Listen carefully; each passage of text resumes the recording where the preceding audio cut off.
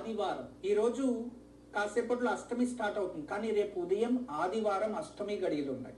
ఆదివారం అష్టమి గడియలు ఉన్నప్పుడు ఎక్కడైనా కాలభైరవుడు ఉంటాడు కదా, ఆ కాలభైరవ టెంపుల్లో వేప నూనెతో దీపాలు వెలిగించాలి. ఎందుకోసం అంటే శత్రు జయం కోసం, శత్రువుల నుంచి రక్షించుకోవడం కోసం, కోర్టులో విజయం ప్రాప్తించడానికి, ఏదైనా కేసెస్ అయ్యి బెయిల్స్ అవి ఇవి దొరకలేదు అంటే దాని నుంచి బయటపడడానికి, మరియు ఎన్నో రోజుల నుంచి కోర్టులో ఏదైనా సమస్యలు అలాగే ఆగిపోయింటే దాని నుంచి విముక్తి చెందాలని కాలభైరవుడికి వెళ్ళి రేపు దీపాలు వెలిగించండి. ఖచ్చితంగా మీకు విజయం ప్రాప్తిస్తుంది.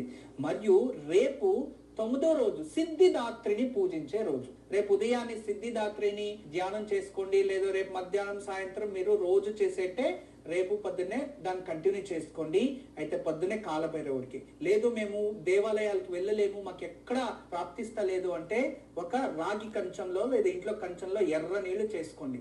ఎర్ర నీళ్లు చేసుకుని దాని మధ్యలో 2 మట్టి ప్రమిదలు పెట్టి కొబ్బరి నూనె కానీ లేదో నెయ్యి కానీ లేదో విప్ప నూనె, మన ఇంట్లో ఏముంటుందో ఆ నూనె పోసి 2 దీపాలు వెలిగించి కాలభైరవాష్టకాన్ని చదువుకొని ఆ దీపాలకి 8 ప్రదక్షిణలు వేసి, తర్వాత మీకు ఎవరి నుంచి సమస్య ఉందో, ఏ సమస్య ఉందో అది తెలుసుకొని 2 అక్షతలు అందులో వేసేయండి.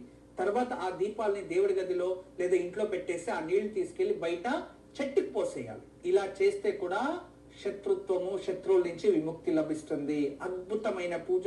తప్పకుండా రేపు ఉదయాన్నే దీన్ని ఆచరించండి.